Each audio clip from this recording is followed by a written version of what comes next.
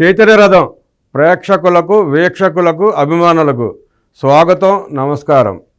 విశాఖను ఐటీ కేంద్రంగా తీర్చిదిద్దుతా అన్నారు కేంద్ర మంత్రి కింజారపు రామ్మోహన్ నాయుడు. గుడివాడ అమర్నాథ్ తీరు మార్చుకో అంటూ హెచ్చరించారు గండి బాబ్జీ.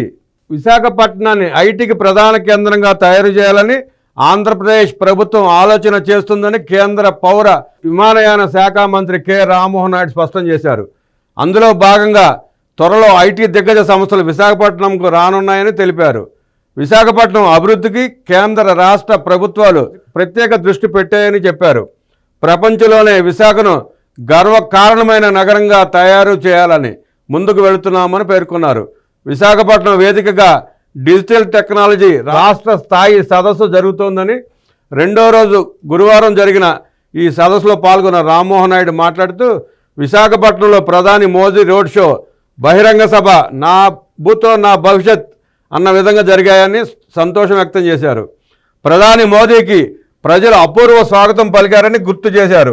ప్రజల నుంచి వచ్చిన స్పందన చూసి ప్రధాని మోదీ ఆనందం వ్యక్తం చేశారు.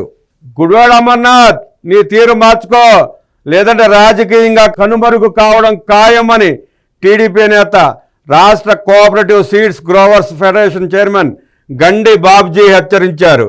తిరుమలలో తొక్కెసలాట ఘటన దురదృష్టకరమని, ఇలాంటి ఘటన చోటు చేసుకున్న సమయంలో రాజకీయాలకు అతీతంగా వ్యవహరించాల్సింది పోయి రాజకీయ విమర్శలు చేయడం దుర్మార్గమన్నారు. తిరుమల తొక్కెసలాటలో విశాఖకు చెందిన పలువురు మృతి చెందడం ఎంతో బాధాకరమని, మృతి చెందిన వారి కుటుంబాలకు ప్రగాఢ సానుభూతి తెలియజేస్తున్నామని అన్నారు.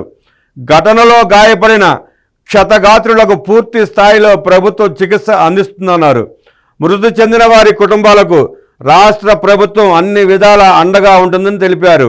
5 ఏళ్ల పాటు రాష్ట్రాన్ని దోచుకుని వైసీపీ మోదీ పర్యటనలో సుమారు 2 లక్షల కోట్ల పెట్టుబడులకు శంకుస్థాపన జరిగిందని, ఈ పెట్టుబడులతో రాబోయే కాలంలో 3 నుంచి 4 లక్షల ఉద్యోగాలు వస్తాయన్నారు అని అన్నారు. తాము చేసిన శంకుస్థాపన చేసిన ప్రాజెక్టులకే ఇప్పుడు తాజాగా మరోసారి శంకుస్థాపనలు చేస్తున్నారని వైసీపీ నాయకులు అవాకులు చవాకులు మాట్లాడడం అర్ధరహితమన్నారు.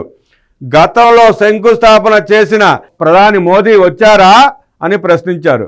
విశాఖ రైల్వే జోన్కు 5 ఏళ్లుగా భూములు కేటాయించలేని మీరా మాపై ఆరోపణలు చేసేదంటూ గండి బాబ్జీ మండిపడ్డారు. వైసీపీ 5 ఏళ్ల పాలనలో దోచుకోవడమే లక్ష్యంగా పరిపాలన సాగించారని, మంత్రిగా గుడివాడ అమర్నాథ్ గత 5 ఏళ్లలో ఏం సాధించారో చెప్పాలన్నారు. ప్రమాదాలు జరిగితే కమిషన్ల వసూలు చేసుకునే అమర్నాథ్ చంద్రబాబుపై విమర్శలు చేయడం దారుణమన్నారు.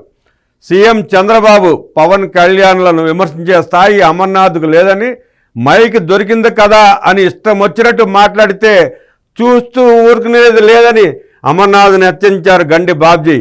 ఇప్పటికే ప్రజల్లో కోడిగుడ్డు మంత్రిగా పేరు పొందిన అమర్నాథ్ ఇకనైనా తన పందాను మార్చుకోవాలని, లేదంటే రాబోయే రోజుల్లో రాజకీయాల్లో కనుమరుగు కావడం ఖాయమన్నారు. ఈ సమావేశంలో జిల్లా ఉపాధ్యక్షుడు గొంపా సత్యనారాయణ, ప్రధాన కార్యదర్శి పొలమర్శెట్టి శ్రీనివాసరావు పాల్గొన్నారు. తిరుపతి సంఘటన ఎంతగానో కలిచివేసిందని విచారం వ్యక్తం చేశారు ప్రణవ్ గోపాల్.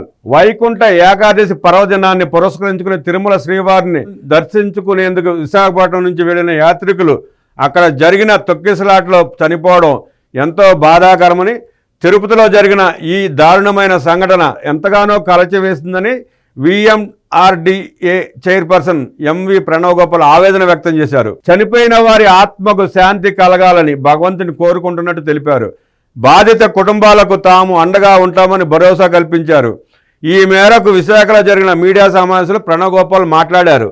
సాధారణ భక్తులకు టీటీడీ దర్శన టికెట్లు జారీకి ఉన్న ఈ దర్శన్ కేంద్రాలను గత వైసీపీ ప్రభుత్వం మూసివేసిందని, ఈ దర్శన్ కేంద్రాలు అందుబాటులో ఉంటే ఈ సంఘటన జరిగేది కాదన్నారు. జరిగిన సంఘటనను రాజకీయం చేయడం సరికాదని, టీటీడీని భ్రష్టు పట్టించిన ఘనత వైసీపీగా దక్కుతుందన్నారు.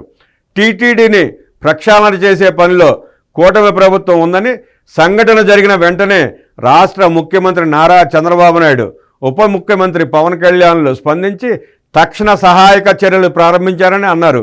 పలువురు మంత్రులు తిరుపతి హుటాహుటిని వెళ్లేలా తగిన ఆదేశాలు జారీ చేశారని, భవిష్యత్తులో ఇలాంటి ఘటనలు పునరావృతం కాకుండా కూటమి ప్రభుత్వం చర్యలు తీసుకుంటుందన్నారు. ఇప్పటికైనా వైసీపీ నాయకులు శవరాజకీయాలు మానుకోవాలని, అక్కడ వాస్తవ పరిస్థితిని చూడకుండానే ఇలా యాగీ చేయడం సబబు కాదన్నారు.